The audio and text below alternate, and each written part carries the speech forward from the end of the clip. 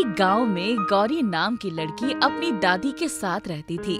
उसकी दादी बहुत बूढ़ी थी और अक्सर बीमार रहा करती थी। गौरी के माता पिता की उसके बचपन में ही मृत्यु हो गई थी। माता पिता के जाने के बाद गौरी की दादी ने ही उसे पाल पोस कर बड़ा किया। गौरी की दादी की तबीयत अब बहुत खराब रहने लगी थी। एक दिन दादी ने गौरी को अपने पास बुलाया। गौरी बिटिया, मेरे जीवन का अब कुछ भरोसा नहीं। लगता है मेरा समय समीप आ रहा है, इसलिए जाने से पहले मैं एक बहुत बड़ी जिम्मेदारी पूरी करना चाहती हूँ। दादी अपने तकिए के नीचे से एक चमकती हुई डिबिया निकालती है। ये लो बिटिया, ये डिबिया तुम्हारे लिए है, जो तुम्हारे पिता छोड़कर गए थे। उन्होंने कहा था कि तुम्हारे 20वें जन्मदिन पर ये डिबिया मैं तुम्हें दे दूं। मेरे जीवन इंतजार नहीं कर सकती थी। ये डिबिया मेरे जन्मदिन तक का इंतजार नहीं कर सकती थी। ये डिबिया अब तुम संभालो, लेकिन ध्यान रहे इसे 2 महीने बाद अपने जन्मदिन वाले दिन ही खोलना, उससे पहले नहीं। दादी, आप ऐसी बातें क्यों कर रही हैं? यदि आपको कुछ हो गया तो मेरा क्या होगा? मैं किसके सहारे जीऊंगी? दादी, आप ऐसा मत कहिए, मैं बिल्कुल अकेली हो जाऊंगी। आपके सिवा मेरे इस दुनिया में है ही कौन? दादी, मुझे छोड़कर मत जाइए। बिटिया, जाना तो पड़ेगा, तुम अपना ध्यान रखना। ऐसा कहकर गौरी की दादी भी उसे छोड़कर चली जाती है। अब गौरी बिल्कुल अकेली रह जाती है। गौरी की दादी अक्सर गांव वालों से किसी न किसी बात पर झगड़ा करती रहती थी और वो गौरी को भी किसी से बात नहीं करने देती थी। इसलिए गांव में भी उसका कोई मित्र नहीं था। गौरी का जन्मदिन आता है। गौरी सुबह नहा धोकर भगवान की पूजा करती है। फिर वो अपनी दादी की दी हुई वो डिबिया खोलती है। डिबिया के अंदर एक बहुत ही सुंदर और चमकदार सोने की चेन थी। गौरी उस चेन को देखकर कुछ देर के लिए मंत्रमुग्ध हो जाती है। कितना सुंदर चेन है! काश आज माता पिताजी और दादी भी मेरे साथ होते। मैं इस दुनिया में बिल्कुल अकेली रह गई हूँ, मेरा कोई नहीं है। तभी एक आवाज आती है, तुम अकेली नहीं हो बेटी, हम सब तुम्हारे साथ हैं और हमेशा तुम्हारे साथ ही रहेंगे। कौन है यहाँ? बिटिया, हम तुम्हारा परिवार है, हम तुम्हारे पास ही हैं और इस चेन को तुम हमेशा अपने गले में पहने रखना, जिससे तुम हमें अपने आसपास ही देख सकोगी। गौरी फटाफट चेन अपने गले में डालती है और आसपास देखती है तो उसे अपने माँ, पिताजी और दादी नजर आते हैं, जो उसे देखकर मुस्कुरा रहे थे। गौरी चेन उतारती है और फिर देखती है तो उसे कोई नजर नहीं आता। क्या हुआ बिटिया, चेन क्यों उतार दी तुमने? यदि चेन नहीं पहनोगी तो हम में से किसी को भी देख नहीं पाओगी। गौरी फिर से चेन पहनती है तो उसे अपने माता पिताजी और दादी सामने खड़े मुस्कुराते दिखाई देते हैं। बिटिया, ये सोने की चेन एक जादुई चेन है, जिससे तुम्हें जो चाहिए सब मिल जाएगा, लेकिन याद रहे तुम्हें हमेशा इसे अपने गले में पहनकर रखना पड़ेगा। हाँ, एक बात और, इस चेन का जादू केवल तुम्हारे सामने ही चलेगा, किसी और के सामने ये एक साधारण चेन ही रहेगा। और बिटिया, इस चेन को तुम कभी अपने से अलग मत करना, ये चेन तुम्हें हर मुश्किल से बचाएगी। अरे वाह, इस चेन के द्वारे अब मैं अपने परिवार के साथ रह सकती हूँ। मैं इस चेन को कभी अपने से अलग नहीं करूँगी। अब गौरी हमेशा खुश रहने लगती है और वो हमेशा वो जादुई चेन अपने गले में पहने रखती है, क्योंकि उस चेन की सहायता से वो अपने परिवार के साथ रह सकती थी। एक दिन गौरी बाजार से कुछ सामान लेकर घर की ओर लौट रही थी तो वो देखती है कि रास्ते में एक लड़का एक पेड़ के नीचे बैठे रो रहा था। क्या हुआ तुम्हें? तुम रो क्यों रहे हो? दीदी, मेरी माँ ने मुझे बाजार से कुछ सामान लेने भेजा था। मैं बाजार जा रहा था कि रास्ते में पैसे कहीं गिर गए। यदि मैं बिना सामान लिए घर लौटा तो मेरी माँ मुझे बहुत गुस्सा करेंगी। अरे तो इसमें रोने की क्या बात है? तुम घर जाकर अपनी माँ को बता दो कि तुम्हारे पैसे कहीं खो गए हैं। तुम जानबूझकर तो पैसे नहीं खोए। दीदी, मेरे पिताजी बहुत बीमार हैं और मैं उनके लिए ही कुछ दवाएं लेने जा रहा था। यदि मैंने माँ को बता दिया कि पैसे खो गए हैं, वो बहुत दुखी हो जाएगी। घर में पैसे भी नहीं है, मैं अपने पिताजी की दवा नहीं ले जा पाऊंगा। ये कहकर वो लड़का रोने लगता है। गौरी को उस पर दया आ जाती है। गौरी उस लड़के की मदद करने के लिए अपने पर्स में से पैसे निकालने लगती है, तो वो देखती है कि उसका पर्स तो खाली था। तभी गौरी को अपनी सोने की जादुई चेन की याद आती है और वो उस लड़के से कुछ दूर जाकर उस चेन पर हाथ रखकर कुछ पैसे मांगती है। तभी उसे अपना दूसरा हाथ में कुछ रखा महसूस होता है और वो देखती है कि उसके हाथ में कुछ पैसे रखे हैं। वो बहुत खुश हो जाती है और चेन हाथ में पकड़े अपने माता पिताजी को धन्यवाद करती है। ये लो, ये पैसे रख लो और अपने पिताजी की दवा लेकर जल्दी घर जाओ। दीदी, आपका बहुत बहुत धन्यवाद। आप मुझे अपने पता दे दीजिए, मैं कुछ समय बाद आपके पैसे लौटा दूंगा। इसकी कोई जरूरत नहीं है मेरे भाई। वो लड़का खुशी खुशी अपने पिताजी की दवा लेकर घर चला जाता है और अपने माता पिता को बताता है कि किस प्रकार गौरी ने उसकी सहायता की। कुछ दिन बाद एक दिन गौरी जब कहीं जाने के लिए घर से निकली तो उसने देखा कि उसके पड़ोस में रहने वाली विमला काकी कुछ ढूंढ रही थी। क्या हुआ काकी, क्या ढूंढ रही हैं आप? बिटिया, मैं अभी बाजार से सब्जी लेकर लौटी तो देखा मेरा पर्स कहीं गिर गया है। उसमें मेरे कुछ पैसे और कुछ कीमती सामान था। अब वो पर्स कहीं नहीं मिल रहा। गौरी भी विमला के साथ पर्स ढूंढने लगती है, लेकिन उसे पर्स कहीं नहीं मिलता।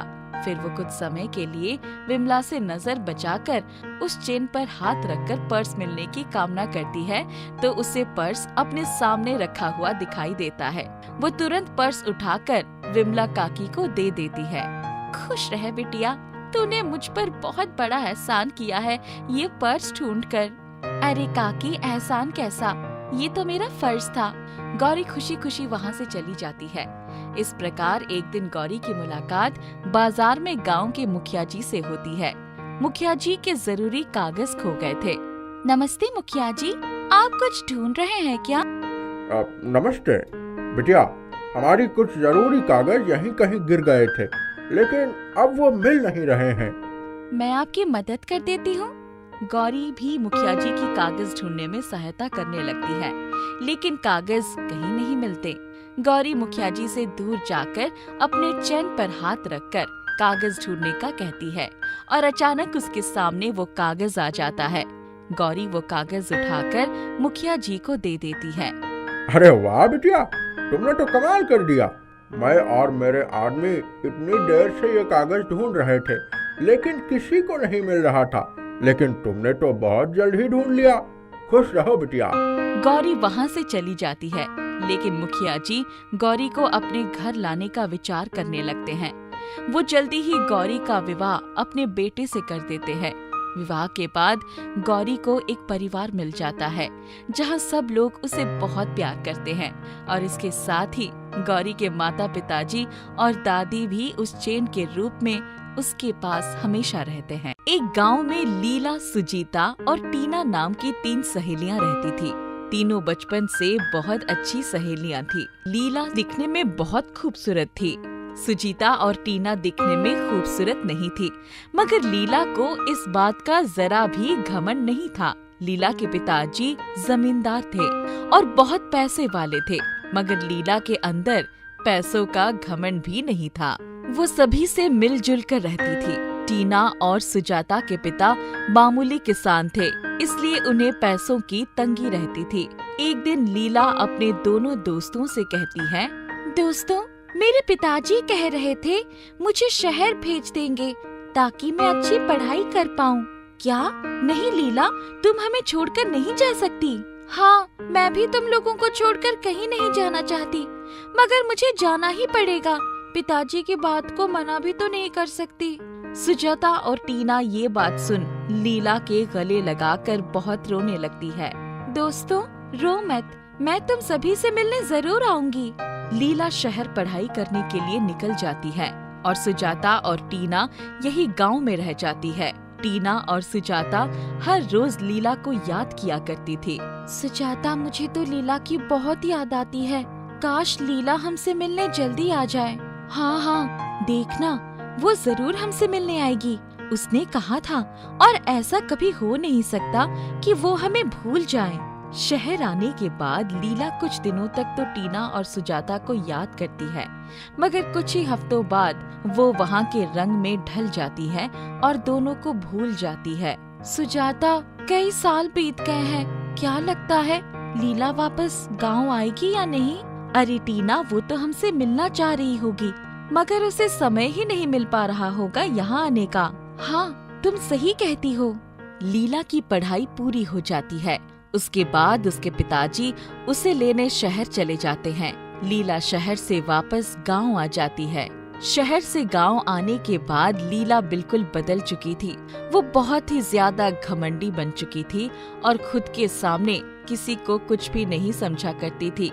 जैसे ही टीना और सुजाता को ये पता चलता है कि लीला गांव वापस आ गई है, दोनों दौड़ते हुए लीला से मिलने आती है। लीला, तुम आ गई, कितने साल हो गए हमें मिले हुए, बताओ तुम कैसी हो? ये सब क्या बोल रही हो तुम?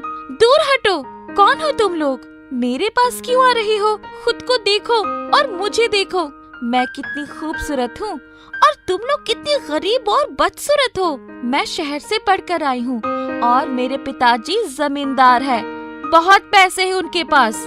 मैं तुम लोगों जैसे छोटे लोगों से दोस्ती नहीं करती और तुम लोगों से भी अच्छे अच्छे दोस्त बने हैं मेरे शहर में। लीला की बात सुनकर टीना और सुजाता बहुत दुखी हो जाती है। लीला, तुम भूल गई हम तीनों कितने अच्छे दोस्त थे। दोस्त हैं? नहीं, दोस्त थे। अब मुझे तुम लोगों से कोई मतलब नहीं है, चले जाओ यहाँ से। टीना और सुजाता उदास होकर वहाँ से चली जाती है। टीना, लीला तो ऐसे नहीं थी, वो तो बहुत अच्छी थी, कभी उसे पैसे और सुंदरता का घमंड नहीं था। फिर अचानक से क्या हो गया? शायद अब वो हमें अपना दोस्त नहीं मानती, अब उसके नए नए दोस्त बन गए हैं। हाँ, सही कहती हो, भले ही वो अपने दोस्त ना माने, मगर हमारे लिए तो हमेशा वो हमारी दोस्त ही रहेगी। लीला महंगे महंगे मेकअप और ब्यूटी प्रोडक्ट्स इस्तेमाल करती थी और हर वक्त अपनी खूबसूरती पर ध्यान दिया करती थी और किसी चीजों से उसे मतलब नहीं था।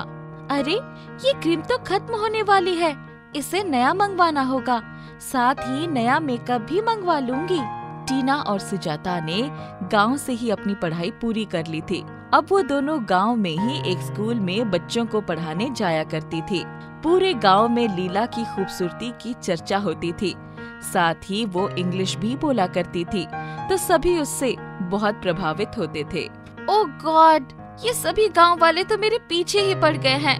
हाँ, कर भी क्या सकते हैं, मेरी जैसी खूबसूरत और इंटेलिजेंट लड़की उन्होंने कभी देखा ही नहीं होगा। एक दिन जब टीना और सुजाता बच्चों को पढ़ाकर स्कूल से वापस आ रही थी, तभी रास्ते में उन्हें एक कुआं दिखता है जिसमें से कुछ अजीब सी आवाजें आ रही थी। चलो चलकर देखते हैं ये आवाजें कहाँ से आ रही है। दोनों कुएं के पास आती है तो उन्हें कुएं के अंदर कुछ गिरा हुआ दिखता है। देखो, कुएं के अंदर कुछ गिरा है। तभी उस सामान से आवाज आती है, मैं जादुई मेकअप हूँ, मुझे यहाँ से निकाल दो। टीना, ये मेकअप क्या होता है? पता नहीं क्या होता है, मगर चलो इससे निकालते हैं। टीना और सुजाता एक डंडे की मदद से उस कुएं में से मेकअप बॉक्स को बाहर निकालती है।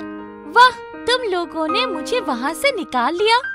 अब मैं उस चुड़ैल के पास नहीं जा पाऊंगी। कौन सी चुड़ैल?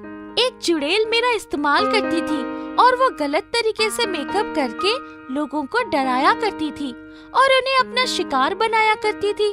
वो मुझे कुएं के अंदर रख कर गई थी। तुम लोग मुझे अपने साथ लेकर चलो और मेरा इस्तेमाल करो ताकि वो चुड़ैल कभी मुझे इस्तेमाल न कर पाए। मगर तुम्हें इस्तेमाल करते कैसे हैं? जैसे ही तुम लोग जादुई मेकअप लगाओगे, बहुत ही खूबसूरत बन जाओगी। टीना और सुजाता उस मेकअप को लगाती है और बहुत खूबसूरत बन जाती है। पूरे गांव में उनकी खूबसूरती की चर्चा होने लगती है और लीला की ओर कोई देखता भी नहीं था। ये क्या, अचानक से इतनी खूबसूरत कैसे हो गई? लीला कई बार उन दोनों को कीचड़ में गिराने की कोशिश करती है, मगर कामयाब नहीं हो पाती है। लीला को उन दोनों से बहुत जलन होने लगती है। वो हमेशा उन दोनों को कष्ट पहुंचाने का सोचने लगती है। फिर एक बार लीला के कुछ दोस्त शहर से आते हैं और सभी घूमने के लिए जंगल जाते हैं। सुजाता और टीना अपने स्कूल के बच्चों को साथ लेकर जंगल घुमाने आई होती है। चलो दोस्तों, आज आगे तक चलो, मैं तुम लोगों को अपना पूरा जंगल घुमाऊंगी। सभी आगे जाते हैं। तभी एक सांप उनके सामने आ जाता है। लीला के सभी दोस्त उसे छोड़कर भागने लगते हैं। दोस्तों, मेरी मदद करो, ये मुझे मार देगा, मुझे बचाओ। नहीं नहीं, हम कुछ नहीं जानते, हम तो चले यहाँ से। इतना कहकर सभी वहाँ से भाग जाते हैं। सुजाता और टीना को लीला की आवाज सुनाई देती है। बचाओ बचाओ, कोई मुझे बचाओ इस सांप से।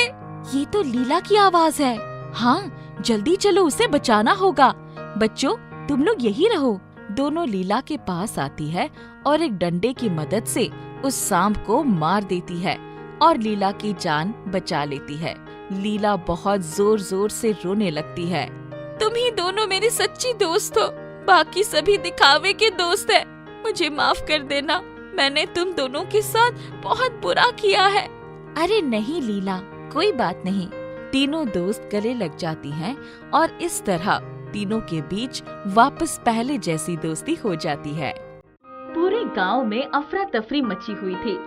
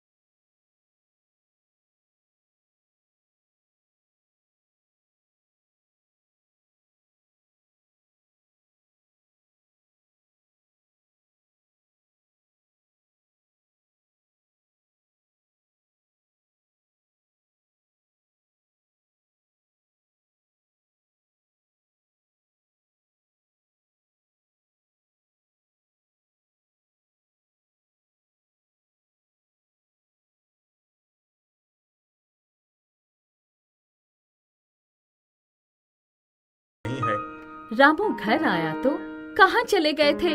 खाना लगा दूं? हाँ, खाना खाकर थोड़ा आराम कर लूं, फिर काम पर जाऊंगा। सबने खाना खाया।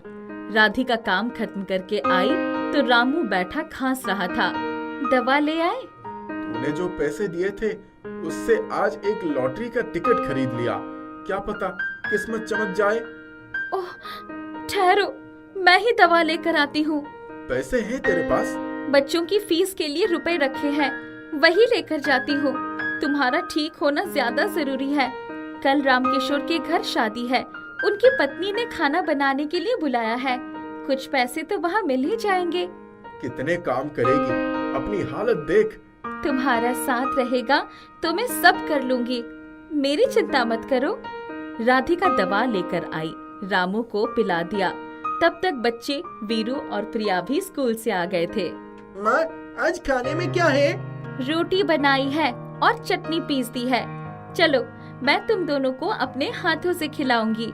जब खाना कम होता तब राधिका बच्चों को खुद ही कहानियां सुनाते हुए खाना खिलाया करती थी। रामू की तबीयत खराब होने की वजह से 3 दिन से काम पर नहीं गया था। घर में अनाज नहीं था, जो था वही चक्की में पीसकर रोटी बना दी थी। राधिका पड़ोस की विमला से थोड़ा चावल मांगने गई। तुम कुछ काम क्यों नहीं कर लेती? ना हो तो मेरे घर की सफाई, बर्तन और गाय को चरा देने का काम कर दिया करो। मैं तुम्हें महीने के 50 रुपए दे दिया करूंगी। राधिका की आंखों में आंसू आ गए थे। किसी समय 5 बीघे खेत की मालकिन थी मैं, पर मुए मुकदमे के चलते सब कुछ गिरवी रख दिया। तब तो हमारे घर में खुद ही नौकर चाकर थे। अब ऐसा समय आ गया है, मुझे लोग काम पर रखने की बात कर रहे हैं। सोच क्या रही है? चावल ले लो, पर ऐसे कब तक लोगों के घरों से भीख मांग के बच्चों का पेट भरोगी? मैं तो तुम्हारे भले के लिए ही कह रही थी। राधिका ने अपना आंचल फैला दिया और चावल लेकर घर आ गई। सुनो जी, हम शहर में जाकर कोई काम क्यों नहीं ढूंढते? गांव में तो अब गुजारा चलने से रहा, बहुत बेइज्जती हो रही है। शहर में कौन बैठा है हमारा जो वहाँ नौकरी मिल जाएगी? मेरी बहन सरिता जब पिछली बार आई थी तो बुला कर गई थी। वो भी तो शहर में रहती है, चलकर उसी के यहाँ रहेंगे। कुछ ही दिनों में कोई ना कोई काम तो मिल ही जाएगा। बच्चों से सलाह ले लो। बच्चे तो खुशी होंगे शहर जाने के नाम पर। तब तक वीरू और प्रिया भी आ गए। बापू, माँ ठीक कह रही है। वीरू, ये देखो, मैंने आज एक लॉटरी का टिकट लिया था। कल के समाचार पत्र में नंबर आने वाला है। सुबह स्कूल में जाकर देख लेना। गांव में तो कोई समाचार पत्र लेता ही नहीं है। बापू, बात को टालो मत, कल हम शहर जा रहे हैं। मैं सुबह सुबह जाकर स्कूल में समाचार पत्र देख लूंगा। ठीक है, पर इतने लोगों का किराया कहाँ से आएगा? मेरे पास एक जोड़ी पायल बची है, वही बेचकर पैसे ले आओ। छी, मैं तुझे कभी कुछ बनवा कर तो नहीं दे पाया, उल्टे तेरे सारे जेवर गिरवी रख दिए। तुम दिल छोटा मत करो, भगवान ने चाहा तो हमें शहर में काम मिल जाएगा। रामू मन मारकर बाजार में पायल बेचकर 500 रुपए ले आया। कुछ आटा भी ले आया। रात भर सबने जाने की तैयारी की। सुबह उठते ही, माँ, मैं जल्दी से स्कूल से समाचार पत्र देख कर आता हूँ। बापू ने कहा है, इसीलिए जाना जरूरी है। ठीक है, जल्दी आ जाना। वीरू ने समाचार पत्र खोल कर देखा। अपनी पॉकेट से टिकट निकाल कर मिलाया तो उसके होश उड़ गए। उसके टिकट के नंबर की लॉटरी निकल गई थी। वीरू बिना किसी से कुछ कहे भागते हुए घर आया। माँ, बापू, हम कहीं नहीं जाएंगे। क्यों, क्या हुआ? बापू, हमारी लॉटरी निकली है, यही नंबर है। जल्दी चलो, हमें बाजार चलकर पैसे लाने हैं। रामू और राधिका फूट कर रो पड़े। सब लोग एक दूसरे के गले लग गए। धत, हम भी कैसे पागल हैं। आज बरसों बाद हमारे घर में खुशहाली आई है और हम रो रहे हैं। चलो, मैं जल्दी से कुछ खाने को बना देती हूँ। हम सब जाएंगे पैसे लेने। एक बात का ध्यान रखना, हम किसी को नहीं बताएंगे कि हमारी लॉटरी निकली है। सब लोग बाजार गए। नंबर मिलाकर देखा गया तो उनकी 50 लाख की लॉटरी निकली थी। पैसे लेकर वो लोग बैंक गए। कुछ पैसे निकालकर बाकी पैसे जमा कर दिए। चलो बच्चों, आज जलेबी और रबड़ी खाएंगे, स्वाद ही भूल गए हैं। राधिका के चेहरे पर मुस्कान आ गई। उनकी गरीबी दूर हो गई थी। रामू ने अपनी सारी जमीन ठाकुर से पंचों की मदद से छुड़वा लिया। राधिका के गहने भी वापस मिल गए थे। राधिका, अब अपनी जमीन अधिया पर देकर शहर ही चलेंगे। कम से कम बच्चे अच्छे स्कूलों में तो पढ़ पाएंगे। हाँ, सही कहा तुमने। कुछ ही दिनों में पूरा परिवार शहर आ गया। उन्होंने शहर में एक छोटा सा घर खरीद लिया। बच्चे अच्छे स्कूलों में पढ़ने लगे। अब रामू ने भी एक छोटी सी कपड़े की दुकान खोल ली थी। कुछ सालों में रामू को लोग सेठ रामू कहने लगे थे। लॉटरी निकलती ही उनके जीवन में खुशहाली आ गई थी। सुमेर एक मछुआरा था। वो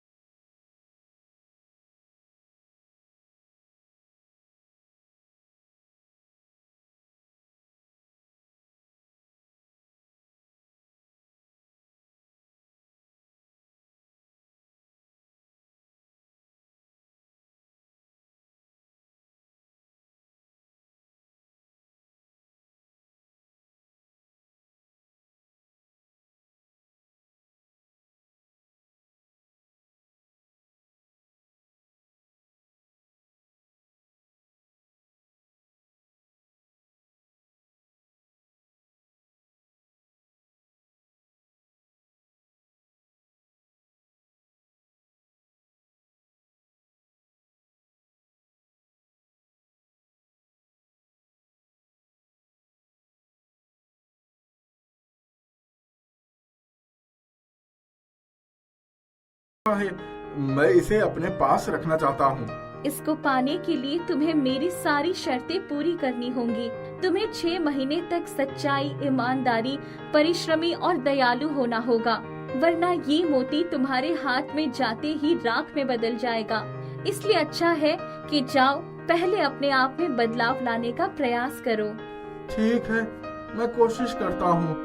मुझे तो ये मोती चाहिए ही चाहिए। अचानक सीप गायब हो गई। रोहन अपना सा मुंह लेकर घर की तरफ वापस आ गया। उसकी आंखों में वो चमकदार मोती समा गया था। घर आते ही, माँ, मुझे बहुत भूख लगी है, जल्दी से कुछ खिला दो। अभी लाई बेटा। शीना उसके लिए रोटी और सब्जी लेकर आई। उसे बिना कुछ कहे पूरा खाना खा लिया। लगता है आज मेरे रोहन को बहुत भूख लगी है। माँ, अब मैं तुझे कभी परेशान नहीं करूँगा। अचानक इतना बदलाव कैसे आ गया? माँ, मैं बापू के पास जाकर उनकी मदद करता हूँ। जाओ, तुम्हारे बापू तुम्हें वहाँ देखकर बहुत खुश होंगे। रोहन समुंदर के किनारे चला गया और बापू, तुम आराम करो, आज मैं मछलियाँ पकड़ता हूँ। है? मैं कोई ख्वाब तो नहीं देख रहा हूँ। नहीं बापू, मैं सच कह रहा हूँ। सुमेर पेड़ के नीचे जाकर बैठ गया। रोहन ने बड़े आराम से जाल डाला और बहुत सारी मछलियाँ पकड़ी। जब सुमेर ने देखा तो, अरे बेटा, तुमने तो कमाल कर दिया। इतनी मछलियों से तो आज बहुत पैसे मिल जाएंगे। बापू, आज मैं भी चलूं तुम्हारे साथ? ये भी कोई पूछने की बात है, मेरी मदद ही हो जाएगी। दोनों बाजार गए। उस दिन काफी अच्छी कमाई हो गई। जा बेटा, अपनी पसंद की कोई चीज खा ले। रोहन पैसे लेकर गया और अपनी माँ के लिए साड़ी खरीद लाया। जब बापू के साथ घर आया तो, माँ, ये देख, मैं तेरे लिए क्या लाया हूँ। माँ ने पैकेट खोलकर देखा तो उसकी आंखों से आंसू गिरने लगे। माँ, तू रो क्यों रही है? मैंने सोचा भी नहीं था कि मेरा बेटा इतना ख्याल रखेगा। रोहन को उस दिन बहुत अच्छा लगा। दूसरे दिन जब वो समुंदर के किनारे जा रहा था, तब उसने देखा कि एक शरारती बच्चे ने एक कुत्ते को डंडे से मार दिया था और उसकी टांगों से खून बह रहा था। क्यों बेजुबान पशु को मारते हो? मेरी मर्जी, मैं चाहे जो करूं, तुम्हें उससे क्या लेना देना? रोहन कुछ बोला नहीं। उसने कुत्ते के बच्चे को गोद में उठा लिया और उसका घाव साफ कर दिया। फिर उसको अस्पताल ले जाकर पट्टी बंधवा दी। 2 दिन में ही मुझ में कितना बदलाव आ गया है। अभी तो 6 महीने का समय है मेरे पास। रोहन समुंदर के किनारे बापू के पास जाकर मछलियाँ पकड़ने लगा, बल्कि उसने समुंदर की गहराई में जाकर जाल डाल दिया। समुंदर की गहराई से तो उसकी पुरानी दोस्ती थी। उस दिन भी उसके जाल में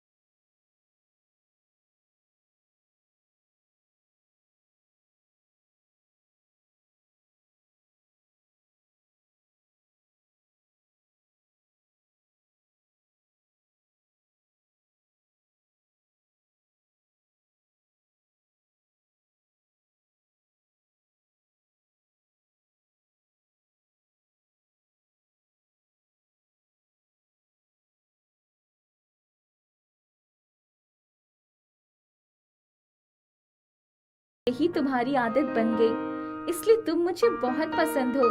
हमारे पास तो घर भी नहीं है, मैं तुम्हें कहाँ रखूंगा? तुम इसकी चिंता मत करो, पहले तुम हाँ तो करो। मैं अपने माता पिता से पूछकर कल तुम्हें बताता हूँ। मैं फिर आऊंगी, तब तक तुम ये मोती अपने पास रखो। नहीं नहीं, अब मुझे इस मोती की चाहत नहीं है, इसे अपने गले में ही पहने रहो, मैं तुम्हारे साथ ही रहना चाहता हूँ। थोड़ी देर में पूर्णिमा सीप में जाकर बंद हो गई और अदृश्य हो गई। रोहन जैसे सोते से जागा, वो घर की तरफ भागा। घर पहुंचकर देखा कि उसका घर आलीशान कोठी में बदल गया है। चारों तरफ झिलमिलाती रोशनी है। जब वो अंदर गया तो माँ, ये सब क्या है? मुझे पूर्णिमा ने सब कुछ बता दिया। कल तुम्हारी शादी पूर्णिमा के साथ बड़ी धूमधाम से कर दी जाएगी। माँ, हमारे पास इतने पैसे कहाँ से आए? जिस लड़की ने तुझे पसंद किया है वो एक परी है। मेरे बेटे की किस्मत खुल गई। रोहन माँ के गले लग गया। माँ, सचमुच अगर मुझे वो मोती ना मिलता तो मैं कभी अपने आप को नहीं बदल पाता। चलो सो जाओ, सुबह बहुत काम करने हैं। दूसरे दिन दोनों की शादी बड़ी धूमधाम सी हो गई। रोहन और पूर्णिमा ने पूरा जीवन खुशी खुशी बिताया। अब रोहन एक सच्चा, ईमानदार और दयालु इंसान बन गया था। एक गांव में मयूर नाम का एक नौजवान अपने माँ के साथ एक छोटे से घर में रहता था। वो लोग बहुत गरीब थे। मयूर बहुत ही होनहार, दयालु और सज्जन था। बरसात के मौसम में वो अपने कॉलेज जा रहा था। अचानक बादल घिर आए और बरसात होने लगी। उसके पास छाता भी नहीं था। वो पानी से बचने के लिए एक मोटे पेड़ के नीचे जाकर खड़ा हो गया। उसे काफी देर हो रही थी और बारिश रुकने का नाम ही नहीं ले रही थी। मयूर ने कहा, हे भगवान, मेरी विनती सुन लो, कुछ देर के लिए बारिश को रोक लो, इस गरीब की पढ़ाई का सवाल है। सभी विद्यार्थी रास्ते से छाते लेकर जा रहे थे। मयूर बड़े दुखी मन से उन्हें देख रहा था। अचानक पेड़ के ऊपर से आवाज आई, मैं तुम्हें बारिश की पानी और हर एक परेशानी से बचाऊंगा। मयूर बोला, कौन बोल रहा है? अचानक एक सुनहरा छाता पेड़ से उतरकर खुल के सामने आ गया।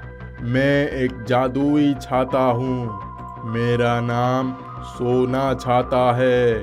तुम चिंता मत करो, मैं तुम्हारी सुरक्षा करूंगा। तुम्हें जो चाहिए मैं वो दूंगा।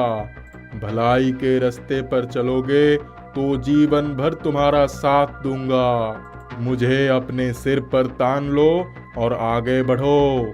तुम्हें देर हो गई है, मैं तुम्हें जल्दी पहुंचा दूंगा। मयूर ने बोला, ये तो बड़ी अच्छी बात है। भगवान हमारी पुकार सुनते हैं, लेकिन इतनी जल्दी सुन लेंगे ये मैंने नहीं सोचा था। पानी तेजी से बरस रहा था। मयूर जादुई छाता ताने आगे बढ़ रहा था। छाता बोलता है, अब मुझे पकड़े रहना, बहुत जल्दी और सुरक्षित पहुंचाऊंगा। कुछ ही पलों में मयूर कॉलेज के सामने पहुंच गया। कुछ समय के बाद कॉलेज से निकलने के पश्चात वो बाहर रास्ते पे चल रहा था। आगे निचले भाग में बरसात का पानी भरा हुआ था। तभी मयूर ने बोला, प्यारे दोस्त, अब क्या करें? सामने पानी से तालाब बन चुका है, कोई राह निकालो। छाते ने चमत्कार किया, पानी हटा और शानदार राह बन गया।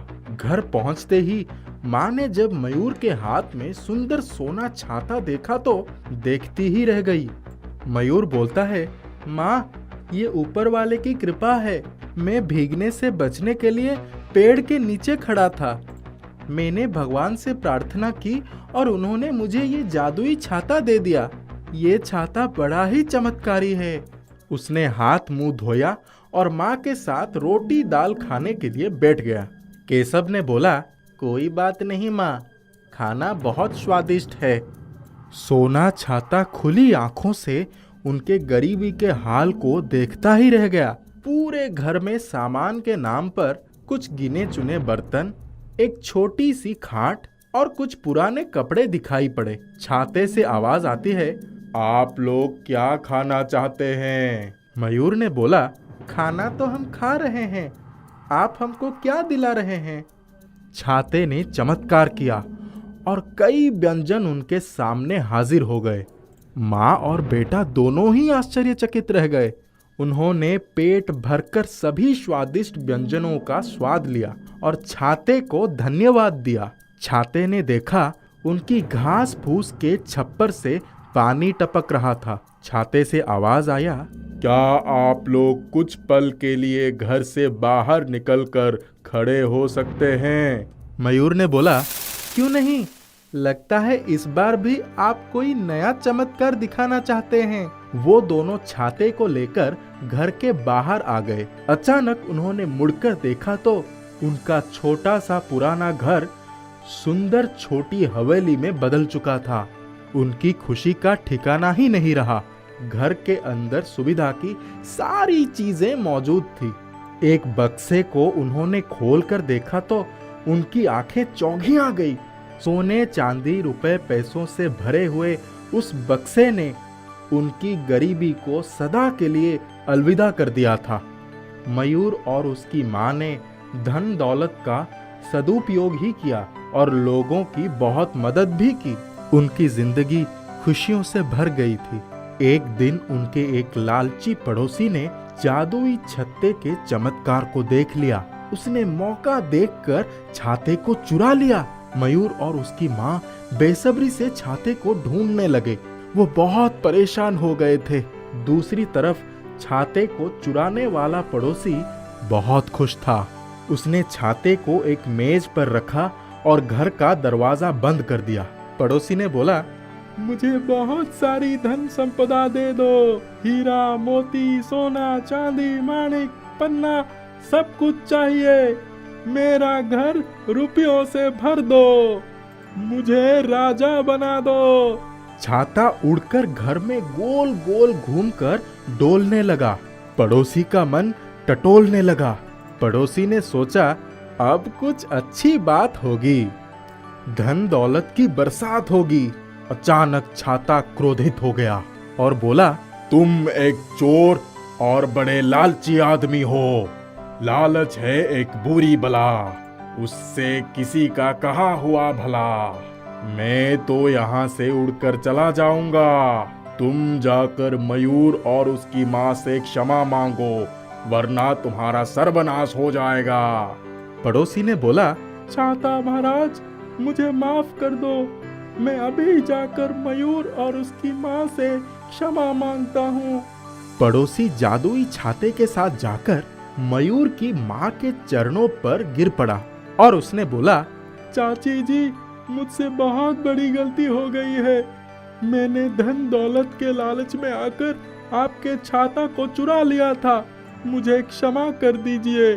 पड़ोसी शर्मा रहा था, छाता मुस्कुरा रहा था। मयूर माँ के बड़प्पन पर फूला नहीं, समा रहा था। इससे हमें ये सीख मिलता है, लालच बुरी बला है, चोरी करना पाप है। नेक और सज्जन इंसान की मदद भगवान भी करते हैं।